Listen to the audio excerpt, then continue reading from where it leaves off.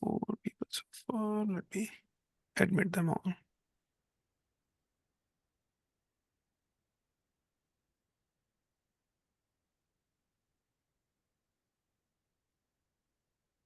Hey, good evening, everyone. We just give everybody a couple of minutes and then we'll start.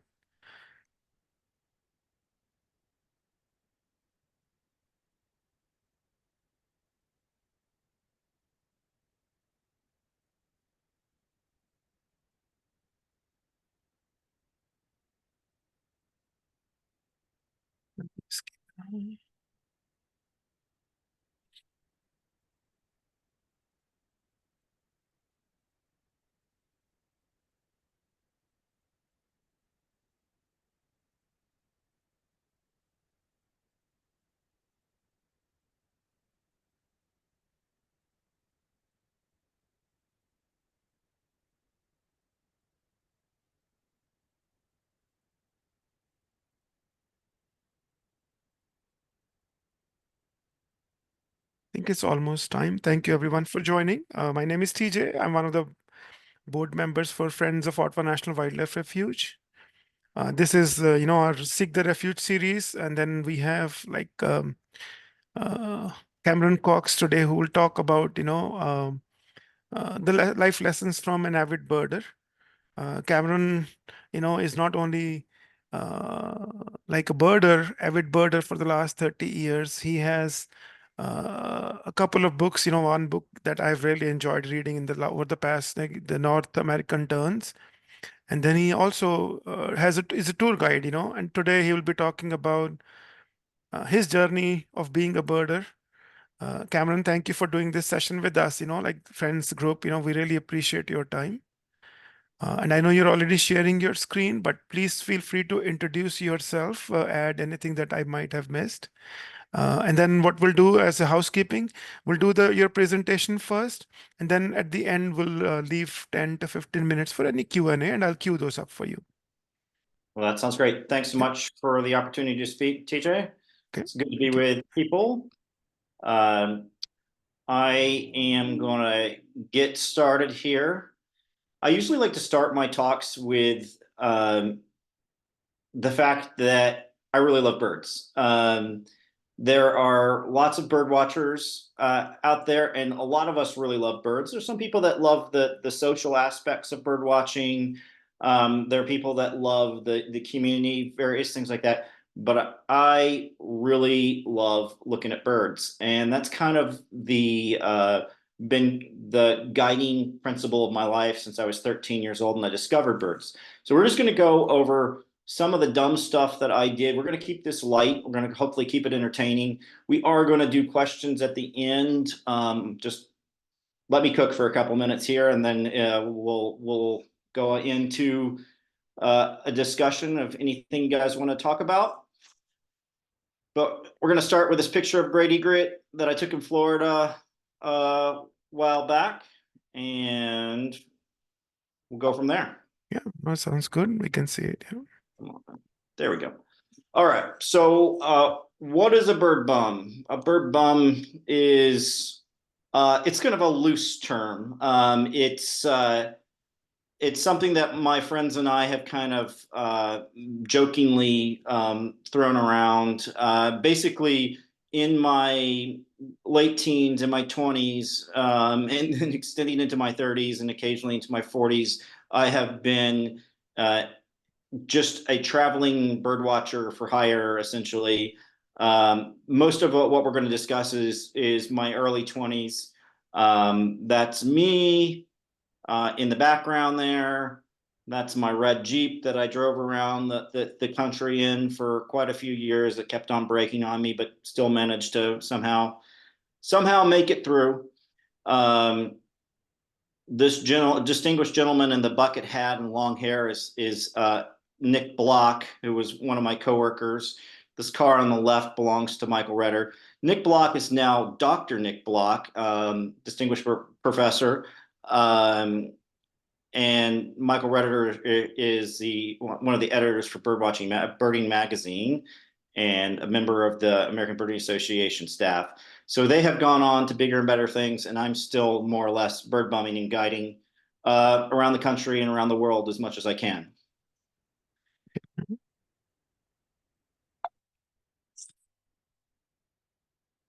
So this is me. You can see this timestamp there on the bottom right. This is me at 25. Fortunately, I have grown out of drinking box wine. This is my friend Pete Hosner, who also has a PhD. And this is his tiny little Honda Civic that we tried to take down into California Gulch in southeast Arizona and managed to get nearly drove off a cliff attempting to avoid a boulder.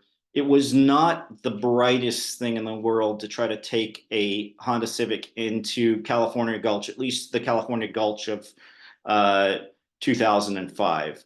But we did do it, and this is some of the habitat. This is actually southern Wyoming sagebrush habitat, doing surveys out there, and surveys only take you a couple hours, and then you have the rest of the day to look at birds or drink box wine or whatever you choose to do. This is not me, but it is a fair representation of the way I lived my life for quite a long time. I discovered fairly early on, particularly in the Southwest, it's less of an issue in the Rockies, but in the Southwestern US, if you are to put your sleeping bag on the ground, it's an open invitation for various creepy crawlies to end up coveting your body heat and winding up in a sleeping bag with you. So I discovered the not a foolproof way, but a fairly effective way to avoid this is to put your sleeping bag on top of a picnic table.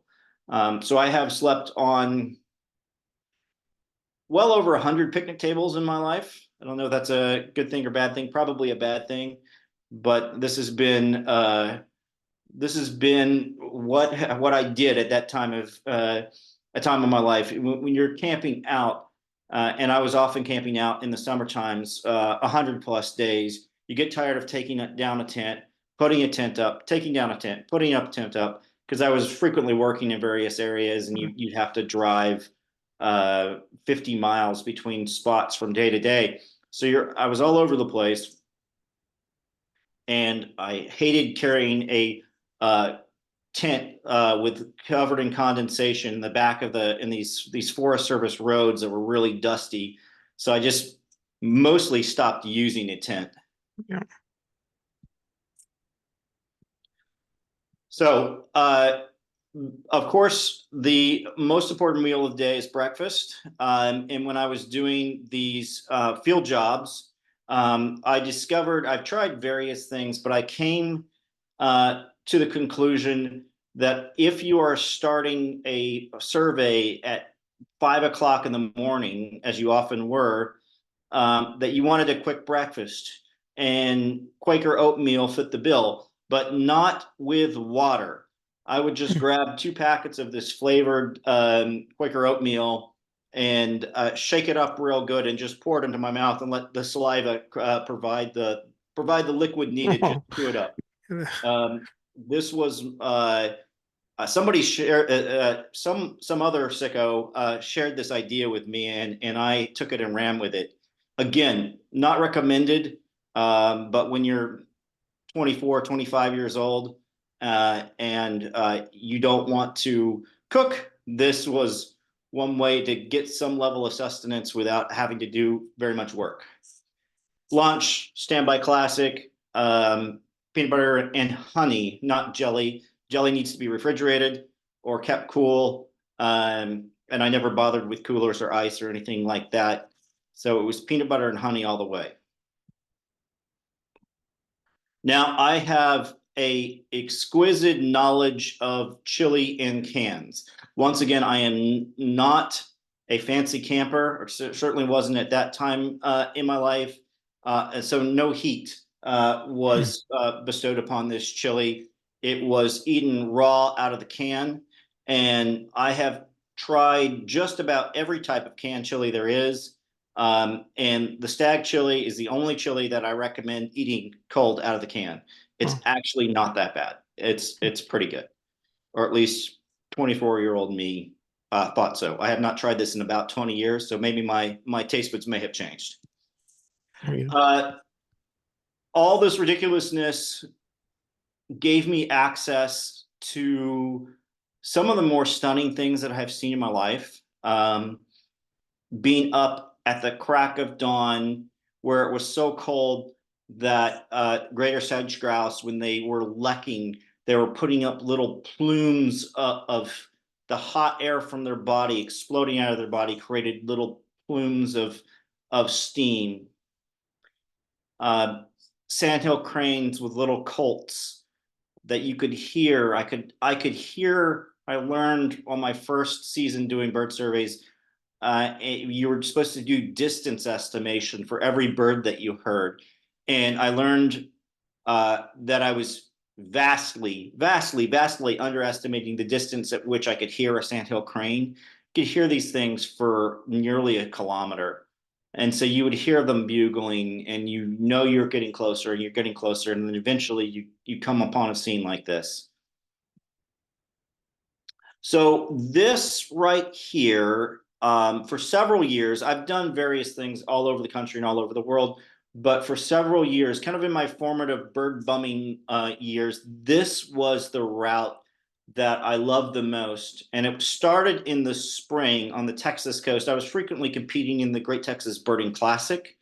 And the Texas coast in spring is absolutely amazing. It's covered with birds, and the fact that there are so many birds gives you so much opportunity to learn. And as a young bird watcher and young naturalist, the ability to just soak in birds of all different types was just a wonderful learning opportunity. And I absolutely loved my time there, so much so that my wife and I bought a house in Harlingen that I spend the winters and springs in these days. But this is in my 20s. I spent several years, multiple years. At one point I added it up, but I had spent over 365 days, April days on the Texas coast, just looking at birds. And it's brought me so much joy, so much learning. So that's my spring. Summer, I migrated from spring on the Gulf Coast to summer in the Rocky Mountains, and I've done work from northern New Mexico all throughout Colorado, some in Utah, all throughout Wyoming, a whole bunch of time in the Black Hills of South Dakota, and up all the way into Montana. Then I would head east for the fall and spend my falls in Cape May. I spent 5 different falls working at Cape May Bird Observatory. And then I would go from there to spend my winters working as a waiter in Seattle. My girlfriend at the time was going to the University of Seattle, so I would spend a few months there before heading back to Texas for the spring. And that was how I was able to gain a really good knowledge of birds throughout this North American continent, catching them at different places at different times of the year. And I've just immersed myself in as much looking at birds as I possibly could. There were weeks there where I was putting in like 60 to 70 hours out in the field looking at birds, which sadly I can't do anymore because I have a family and responsibilities and all that kind of good stuff. But it was a fun time. This is me later in life, counting the hawk watch in Cape May, New Jersey, a famous migration point, particularly in fall, kind of the counterpoint to your McGee Marsh area, Northwest Ohio. Birds that you guys get in the spring, Cape May gets in the fall. And here you'll see this is a big step up in technology. We were actually my last season counting in Cape May, we were live entering data, which was pretty cool. This was my Hawkwatch assistant in Cape May. This is a gray tree frog. Not very talkative, and not very good at counting hawks, but I talked to it on the days when I had nobody else to talk to. So it was a valuable service this particular great chief frog was providing. And in the background there, you can see the Cape May Lighthouse. Some of you may know that spot. I spent a couple of seasons and actually wrote a book about sea watching. This is the Cape May Sea Watch. And I really fell in love with sea watching, something I'd never done before coming to Cape May and being there, and kind of the excitement and the numbers of birds that you get to see, tens of thousands of scoters, tens of thousands of gannets, tens of thousands of loons, just really grabbed me. And my co-author, Ken Behrens, and we ended up writing a book about how you identify birds when you're looking at some things as far as 12 miles away, and how you identify a gannet at 12 miles away, should you want to identify a gannet at 12 miles away. But it was really, really fun. I was doing this 5 days a week, sunrise to sundown, for a couple of seasons. And then I also spent a fall counting the morning flight. This is counting warblers in redirection migration in the morning for several hours. That was another Cape May event. It was really another thing I really enjoyed, learned a lot from. And then the following, well, several years later, I was in the Florida Keys. Try to pick nice places to work. It's better than let's say working in no offense, Oklahoma. But yeah, this is a double rainbow from the Florida Keys Hawk Watch, which is the peregrine capital of the world. Just incredible place to look at hawks. Challenging place to look at to count hawks, but really fun. Like I said, peregrine capital of the world. They've had a single day. My year that I counted there, our best days were like 350 peregrines in a day, but they've had days there with over 1,000 peregrines in a single day. Amazing. And then because the Florida Keys wasn't tropical enough, I decided to go count hawks down in Canopy Tower in Panama, which I'll be doing again this fall, and just hang out with sloths and things like that, and count as many raptors as I can, and look at macaws and cool birds like that. This was my Hawkwatch counter in Panama. He was much more engaged.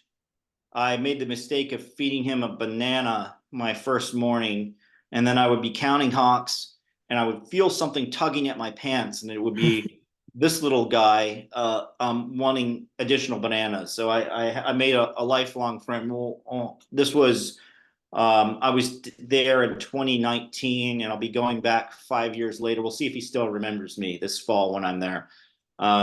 Also had a tendency to disappear when raptors were coming over, but and I'm not sure about his counting skills, but he was at least engaged.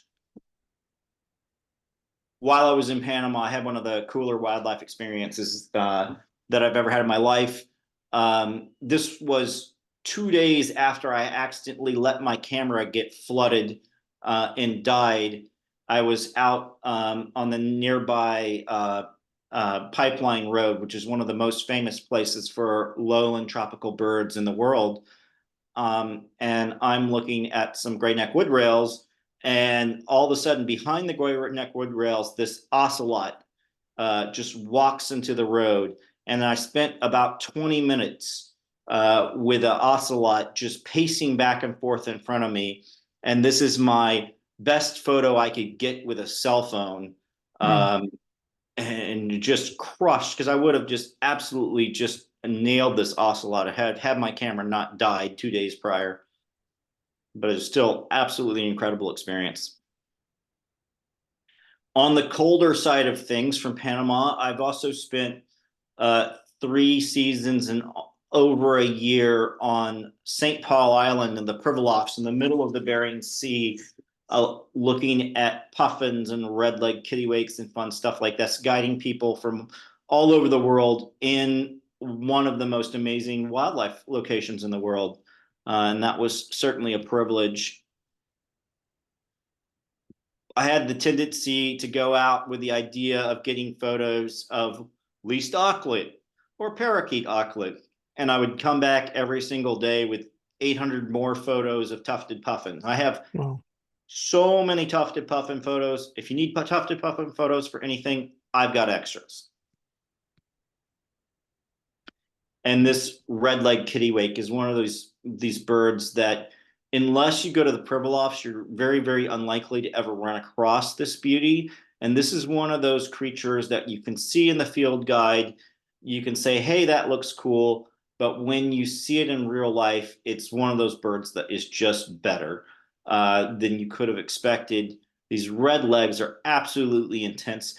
In the wintertime, they spend a lot of time eating squid, bioluminescent squid, in the Mm. dark because Alaska is mostly dark, and so they're feeding uh, in the dark, and they have really big eyes. They sort of have an owl-like look compared to black-legged kittiwakes, just because they spend a good portion of their winters feeding in the dark.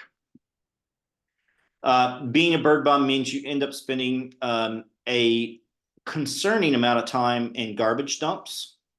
This is me with friends in a garbage dumps counting lesser blackback gulls in Florida. And then you get to spend time on boats. This is a pelagic trip, heading out to sea first thing in the morning. I'm prone to seasickness, but I also love pelagic birds. So my favorite time on a pelagic trip is when you're just taking off and you have the whole day in front of you. You have no idea what you're going to see.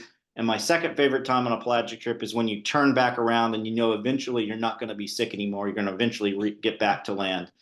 But I've spent a lot of time on the ocean looking at birds, and it's always been amazing, except when I've been puking. Bird watching's taken me to some really incredible places, like Costa Rica. This is white-throated mountain gym. Just a privilege to be able to go there, to work as a guide, to be able to see things like white-throated mountain gym and scarlet macaw. And Ecuador, this is in Ecuador. This is a highland species called carunculated caracara, which is a very fun bird name to say. And it's a very cool bird to see. Antisana National Park. This is in Spain. This is an old picture.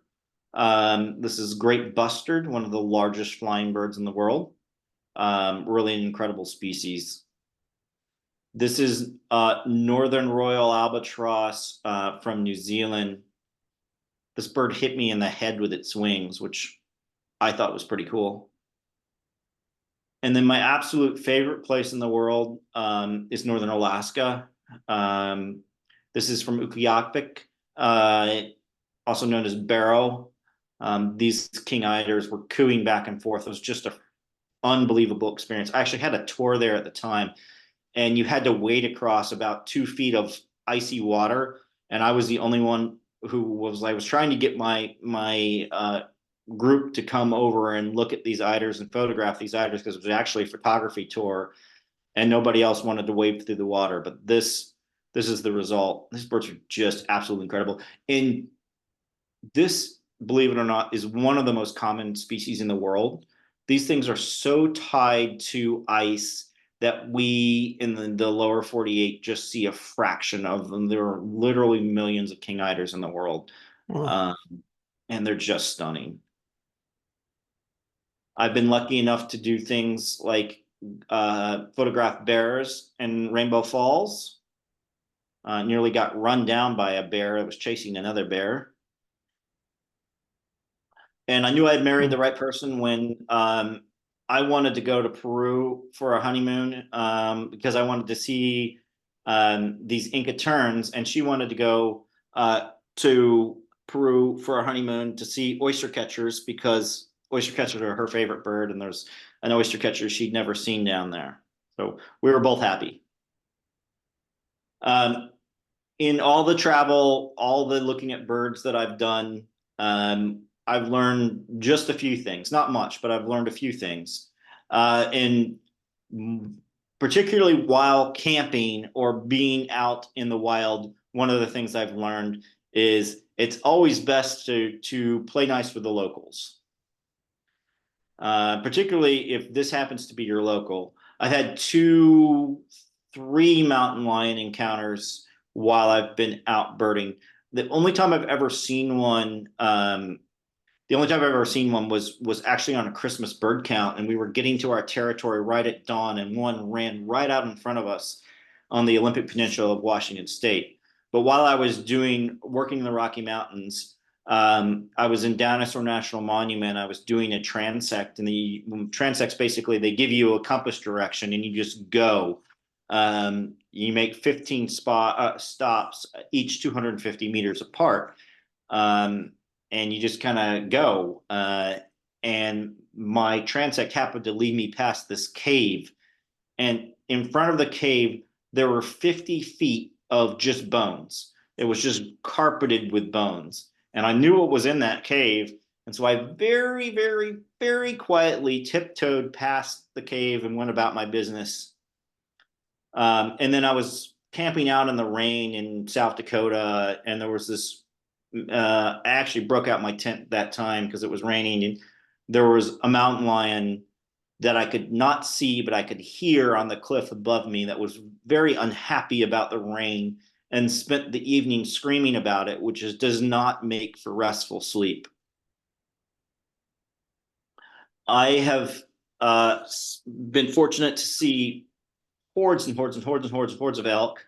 I have one really memorable experience where I was on a transect in Wyoming, and for a kilometer, 4 different points, I was in the middle of a group of elk. Wanted to get that date reserved for you. And they were, every time I moved, the elk would move. And so I would stop and I would do my 5 minute, I would do a 5 minute listening for birds, writing down everything I saw and heard. And then I would have to move to my next point. And the herd of elk was all around me. And then I would move to my next point, and the herd would move with me. And I stayed with these elk for 4 points. And then I had another elk. I don't know what she was running from, but she didn't see me. This is a completely different location. I was down at the bottom of a wash, and she was running just recklessly, didn't see me. She was running right at me, and I wasn't sure which way she was going to swerve. So I was kind of holding my ground. And at the last moment, she was less than 10 feet from me. She zigged one way, and I zigged the other way. And we did not collide, but she was unhappy about something, and I just happened to be in her way. Bigger cousins, bigger, angrier, ornerier cousins of the elk are moose. Wyoming has a lot of moose. The Bighorn Mountains in particular. I spent a lot of time working in the Bighorns. And in the Bighorns, I was doing riparian transects where you are walking along streams, recording birds in that habitat. And it also happens to be prime moose habitat. And when you're sitting there with a clipboard and there's lots and lots of birds singing, so you're writing as quickly as you can, and all of a sudden you hear breathing behind you, that's not a good sign. And this one time in particular, I was just writing like crazy. I was totally focused on what I was doing. And then I heard the breathing, and I turned around, and like 20 feet from me, this young bull elk or a moose had come out of a big stand of willow and was trying to decide what the heck I was and what he was going to do about me. And he decided he didn't like me. So he charged me, and I took 3 big running steps and dove into the middle of the willow thicket. And fortunately, moose, when they don't see you anymore, they generally lose interest. And he stopped and wandered off. And I picked myself up and continued with my transect after he'd been gone 10 minutes or so. But yeah, moose are bad news bears. Very, very cool. Very fun to see from a distance. Not fun to suddenly realize that they're there next to you by hearing their breath. I had one really amazing encounter with this is not my photo, sadly, with a black wolf just outside of Yellowstone. and I was doing the transect where it went alongside this ridge. And I started hearing this really weird noise that I'd never heard before. And I thought it was someone, because there was a ranch not too far away. I thought it was someone mocking me and like trying to scare me by making wolf noises. And it took me a minute to realize that no, up on the hill above me, about 50, 60 yards, there was a male black wolf looking down on me, and behind him there must have been a den, because they were playing. You could hear these baby wolves like yipping and playing and making a lot of noise, and then his mate was like yipping at him and concerned and worried about what I was doing, and he was like howling back to her to let her know it was fine, that he was handling it. And then I walked for 750 meters, 3 different points, with this wolf pacing me from the ridge above, just kind of walking me out of his space, making sure I left. Really incredible experience. The only time I've seen a wolf. Would love to see another one. It's been a long time. One of my more memorable wildlife encounters was, like I said, I just stopped putting my tent up, and I was camping out in northern Colorado, and this is I really think this is the beginning of my insomnia, which I now struggle with. Um, I was sleeping soundly on the ground, and I started having this dream about something sniffing at my feet, then sniffing at my knees, then sniffing at my waist, and then sniffing at my face. And the sniffing at my face woke me up very suddenly and very completely. And in the moonlight, I could see a light reflecting off of quills, literally inches from my face. And I propped myself up on my elbow and then froze when I saw these quills right in front of me. And I just stared at the silly porcupine. Um, One of the downsides of spending many days out camping in the Rockies is there's often not good shower facilities. So I may have had a bit of coated sweat on my skin at this point, and I think the porcupine was attracted to that sweat, and really wanted to give me a good lick, and I was really not willing to let it give me a lick. And so eventually the porcupine just kind of waddled off, and I lay back down. 10 minutes later, I could hear it waddling back towards me. So I threw some little pebbles to try to get it to go away, and it waddled off. 10 minutes later, it started waddling back. And at that point, I was like, all right, I have to put up my tent. So I put up my tent at like 3 in the morning, and then slept for the rest of the night. Always remember, I had a lot of bear encounters. Uh, Virtually all of them utterly harmless, except for one. This is not, sadly, I didn't have the presence of mind to take a picture, but my little red Jeep, I did something really dumb. I was running a little bit late for a transect, got up in the morning, and I had actually splurged and bought some yogurt, and I ate a yogurt cup for breakfast, and I had already locked my Jeep up. So I just put the yogurt cup on the hood of the Jeep and went and did my transect. And when I got back to my Jeep several hours later, it looked like a bomb had gone off. And the bear had gone around and tested with his claws all the spots where it could see if it could get into the Jeep, but eventually found a spot where it cooked its claws into that soft top and ripped the whole soft top off. And then it climbed into my driver's seat and reached down to my box of goodies that I had in the passenger seat and ate every single scrap of food that I had, including the honey bear that I was making my peanut butter and honey sandwiches out of. He tore the honey bear to shreds, and I was picking up the pieces of plastic once I got there. And the bear had so thoroughly licked the inside of the honey bear before he tore it to shreds that those pieces of plastic were dry on both sides. They weren't even a little bit sticky. He got every single bit of honey off there. It had squeezed my cans of stag chili until they squirted chili out. So there were cans of chili that were 3/4 empty with bare tooth marks in them. And I hope that chili gave him a stomach ache because he had like 8 cans of it. And ate literally every single thing that I had. And I was being pretty frugal at that point because bird bumming doesn't pay very well. But that day I was like, all right, I'm just going to go into town. I'm going to buy myself lunch.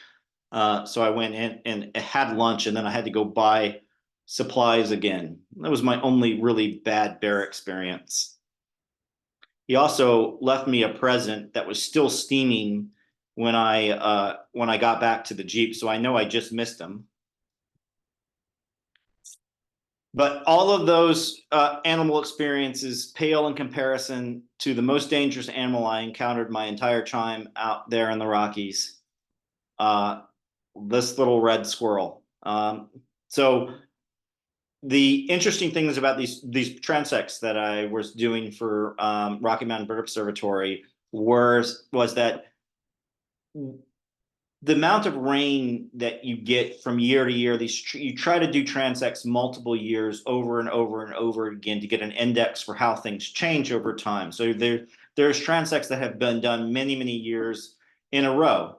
And sometimes the transects are established. When a new transect is established, you're trying to pick a safe way to do it while staying within the protocol, which is you deviate as little as possible. You try to go in a straight line as much as possible. So this particular transect just dropped into this deep ravine. And when it was established, it must have been a pretty dry year because the notes on the transect said, hop over the stream. Well, the stream was 25 feet across and it was whitewater from edge to edge, just absolutely just roaring. And so I did what you're supposed to do in these situations, try to find a way to get across. So I walked downstream and I finally found a log that had fallen down, a big tree that had fallen down and crossed the stream, but it only just barely it went all the way across the stream, but the water was hitting the lower part of the log and there was rivulets that were running over the top of it. So it was very wet and it was covered in this really wet, slick moss. And I started crossing it very carefully. I got about halfway across, and from the other side, this little red squirrel started coming towards me. The squirrel was paying absolutely zero attention. We think that wild animals are always on their toes. This squirrel didn't read the manual. It wasn't paying attention. And all of a sudden it looked up and it saw me when it was about, I had stopped to watch it. It was about 25% across, and it saw me and it just lost its mind. And it reared up on its hind legs and just started chewing me out in squirrel. It was saying unmentionable things about me in squirrel. And then it started rushing at me. It would run 10 or so feet towards me and then stop and chew me out in squirrel, then run back to where it started from and chew me out in squirrel some more. And I'm thinking, if this thing breathes on me, I'm probably going in the water and I'm probably going to drown. And if I get killed by a squirrel after being in grizzly bear country for months, I'm going to feel really, really dumb. But after about 8 minutes of giving me the business, the squirrel finally decided I wasn't going anywhere. And it went back, turned around, went back the way it had come, and I was able to cross. That was my, in 5 years of doing bird surveys throughout the Rockies, that was probably the most dangerous situation I was in the entire time. Always remember, squirrels are more dangerous than you expect. Lesson number 2. This one's fairly self-explanatory. It's just use sunblock. Particularly, don't wear your hat backwards and forget to use sunblock and end up with a nice red crescent on your forehead. It's not a good look, nor are the owl eyes from sunglasses. Just remember your sunblock. This is the one day of the entire hawk watching season where I wore my hat backwards and I paid dearly for it. And kind of switching gears a little bit, we're going to talk a little bit more about actual learning birding.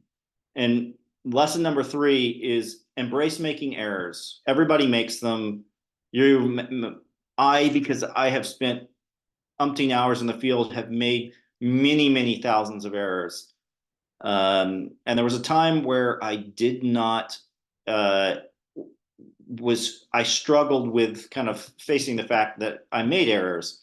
And now it is just part of life. And so when you do make an error, by the way, this is a black scoter from Barnegat Lighthouse in New Jersey, which is an amazing place to photograph sea ducks. If you do happen to make a mistake, the first thing you do is you straight up correct the mistake. If that means saying you're guiding a trip and you say, I screwed that bird up, you say, I screwed that bird up. If you're just birding with friends, you say, oh, I messed that up. Whatever it is, if you're in an online forum, say, oops, that was my mistake. Number 2, if someone's pointing out to you that you're making a mistake, be teachable, because it's the best way to learn. Be honest with the people that you're birding with or doing whatever you're doing with, and be honest with yourself as well. Most of the mistakes that I have made in my birding career have been things that I noticed myself, and I had to be honest with myself and realize that I had made an error and then correct the error. Examine why. This is one of the things that I really like to do. If I make a mistake, I try to figure out what went into that mistake. In our American system, we tend to try to minimize errors. But if you actually spend a little bit of time sitting with that error, figuring out why you screwed up, figuring out what went into it, you're less likely to repeat the error in the future. And none of this stuff matters that much. Everybody makes mistakes. It's not a big deal. Figure it out. Figure out why you made the mistake, and then just go on. It's not a big deal. The sun will rise. It's not a big deal. Lesson number 4 is always be learning. One of the things I absolutely love about looking at birds or the natural world is the subject is limitless. I have been doing this for well over 30 years, and I still learn things all the time. I'm out there attempting to learn every time I go out in the field. When I first started birding in the early 90s, there was just willets. And it was, I don't know, maybe 10 years later that we started discussing Eastern and Western willet more. And the general consensus at the time was that they're nearly identical and you really couldn't tell them apart. But these two birds don't look nearly identical to me. This one on the left is Eastern willet, a shorter, thicker bill, darker plumage. And the bird on the right is Western willet, with longer legs, a longer, more pointed bill, longer, thinner, more pointed bill, and grayer plumage. Pretty distinct if you know what to look for. And so over time, I've seen multiple things that were impossible change to possible and even to fairly doable, fairly easy as we've continued to learn as a community. But even as an individual, you don't have to listen to someone who says, you can't do that, or that's impossible. If you have a learning mindset, the likelihood is you can figure it out. Understand though that what there is to know about birds, only a tiny bit of it resides in your typical field guides. This is a jumping off point. They're excellent gateways to knowledge, but there's so much more to learn than what are in these types of guides. It's not in the head of your local expert, particularly if the head of that local expert happens to be very, very sunburnt. It looks like they've maybe made some terrible decisions. There's no one that has a monopoly on bird knowledge. No one. The subject is too big for anyone to fully master over one human lifespan. which is both. You could look at that as a negative. I look at it as a positive. I absolutely love the fact that I have more work to do than I'm ever going to be able to get through. If you really want to learn birds, get better at birds, which is what I am trying to do, and if that's your goal, I strongly suggest whenever you have the opportunity to compare two species that are similar, spend some time with them. Really watch. Some things that look difficult in a book or you're told are difficult, like Ross's goose here, this little guy right here with snow goose, can seem difficult, but you see them together and you realize it's actually pretty easy. If spending time out in the snow looking at geese isn't your thing, I totally understand. But just in general, if your goal is to get better at looking at birds and increasing your knowledge of birds, comparisons are probably the absolute best and fastest way to do that. Be methodical in your approach. If you're really seeking to learn, this method of just, it doesn't have to be everything, but pick a few things that you really want to be methodical about. For example, this is a dark ibis. It's actually a hybrid between glossy ibis and white-faced ibis. This was at the entrance road to a national wildlife refuge on the day that they were having a birding festival at the National Wildlife Refuge, and literally 150 bird watchers drove past this bird that was right along the road. But I had a teacher that told me to look at every single dark ibis because you never know what you'll find. They're really prone to vagrancy. So I stopped and looked at this bird and got this, what I feel is a really cool photo of this individual documenting this hybridization, which is cool. But you can't do everything. I don't look at everything, but I have certain groups of birds that I'm always paying really close attention to. And that over the years has really paid dividends, finding rarities, learning more things. It's really been worthwhile to have certain things that you're a little bit obsessive about. Be irrationally confident. Confidence takes you a long way in life, and in most walks of life. I have seen bird watchers that's looking at a bird, and the moment the bird flies, they put their binoculars down. And oftentimes you can identify birds in flight, like this female American redstart. And so just having the confidence to try something that's a little outside the norm, like identifying warblers in flight, will pay dividends over time. And then again, this is another American redstart. This is a nice, beautiful male. Look at the cool rictal bristles they are. They're the only warbler that has these rictal bristles like a flycatcher. And they do a lot of fly catching. But totally irrelevant to this particular point, which is I have had the good fortune to spend a lot of time with some of the best birders in North America. And it, again, I'm a little slow in the uptake, but I've learned that if someone else who's got more knowledgeable is willing to talk, I'm willing to listen. And so I've learned a lot just listening to people with more experience than me, or who have different experience than me, who is more knowledgeable in a certain area than I am. It's listening is a valuable skill to cultivate if you want to learn. And then lesson number 5, I do this professionally, but most people are doing this recreationally. This is a hobby. And so if you're not having fun, you're not doing it right. And so either change what you're doing or do something that brings you some joy. We have a limited amount of time on this earth to do what we want to do. So make sure you're maximizing it. Have fun. Check out a few gray ghost terriers in the process. Or you could check out a few pretty little rough-legged hawks. But birding offers a ton. It offers the opportunity for lifelong learning.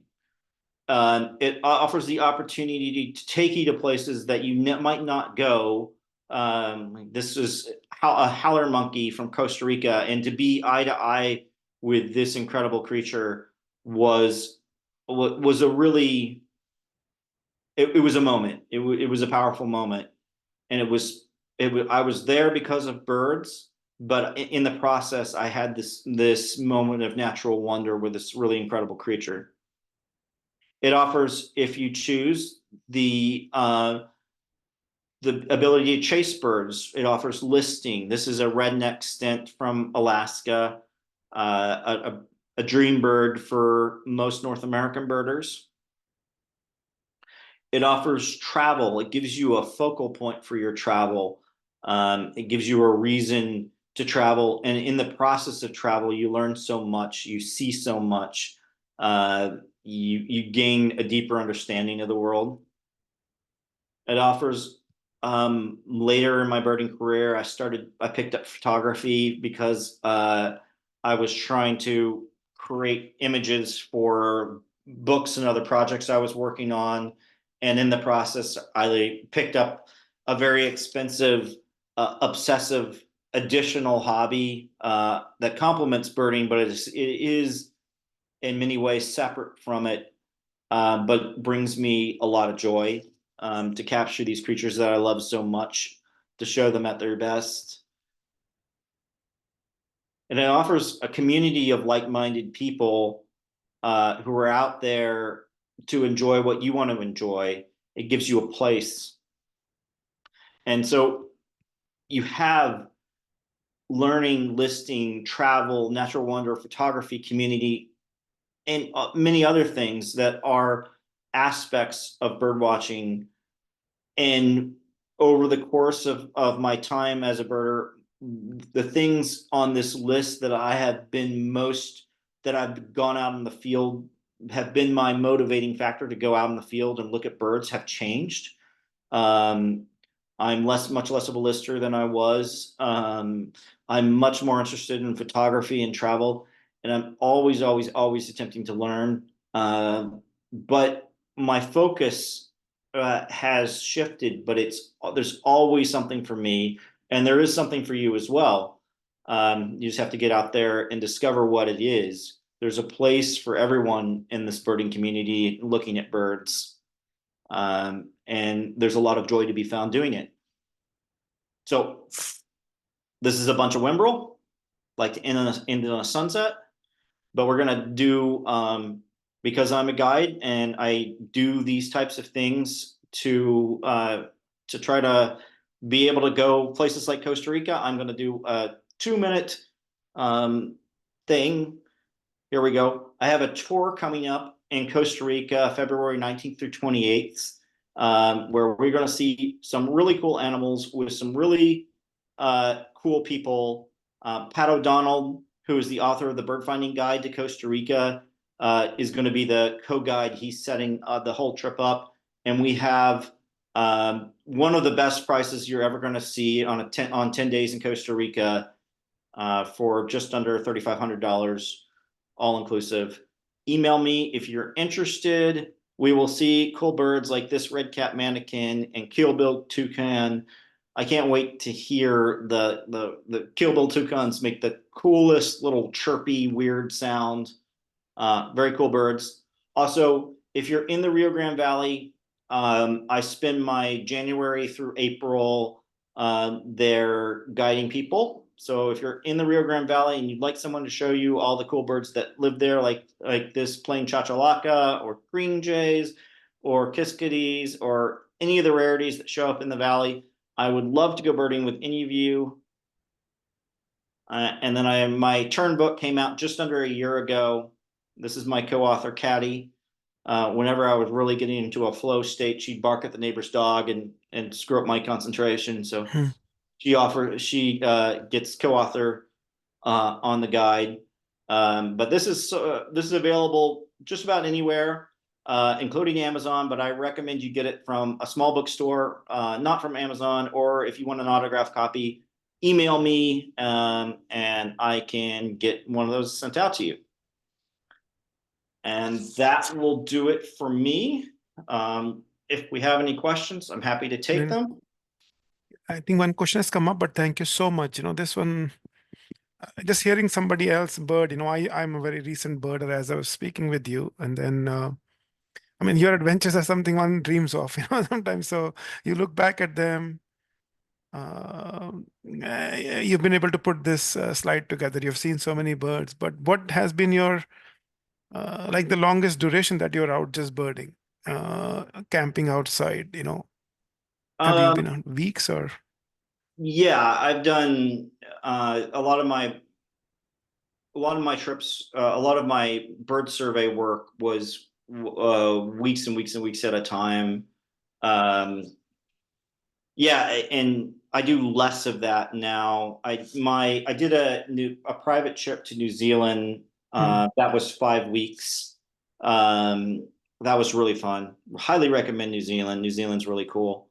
Um, hmm, and uh, yeah, that just as much as I can get out. Now I have more responsibilities than I did in my 20s, and so I don't be able to do quite as much as much time as I did in my 20s. yeah. But I try to maximize all the time that I can. I've got A comment from Connor Fox. Did you see yep. that? Yeah. So maybe very interesting. He has birded with you. Yep. Santa Margarita Ranch, the only place to see brown jays, Hmm. really cool, massive jays. Um, yeah. Again, You I'm gonna. mind? Yeah. You mind talking about your new book a little bit? Yeah, the book is a guide to terns, North American terns. I included 19 species in the guide. It was a 10-year process because I'm very, very slow. Um, but the book has gotten really good reviews. Everything I've heard has been really, really positive. So even though it took me 10 years, it was supposed to take me a year and a half. The product seems to have been good.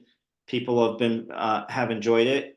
I hope people are learning from it. That's why I do these things, is to create something that people can learn from. Um, and yeah, I mean, you've got my email is right up there on the screen. If you want to email me, I am always, I do a lot of fielding ID questions. So happy to do that. Good to hear from you again, Connor. And uh, yeah, Yeah. And we Southeast do have, Arizona's great too. yeah. And at Sorry, I the missed you. refuge, yeah, at the refuge, we have a small bookstore, the Rookery bookstore, and we do have your book there also, like Excellent. multiple copies Yeah. of the books there. Yeah. Much better to buy it at the refuge and support the friends group than to buy it from Amazon. So if Yeah. I would love everyone to buy the book, um, and uh, and support the work that we did, and in the process support the friends of the refuge. So buy the book there. Yeah. Thank you. All right. Opening up, if anybody has any additional comments, questions, you can come off mute if you don't want to type. That's okay too.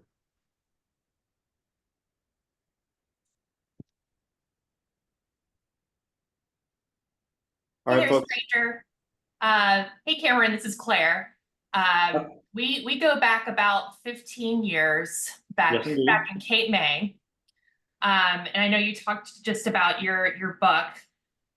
So I was curious, what is it that drew you to terns? What is it about terns that you are most passionate about? And yeah. Basically, I have over the years learned that warblers are overrated. Hmm. That I much prefer to look at water birds. Uh, and so these are birds that shorebirds, terns, gulls, geese. I I've spent an obscene amount of time looking at geese in the last 5 years.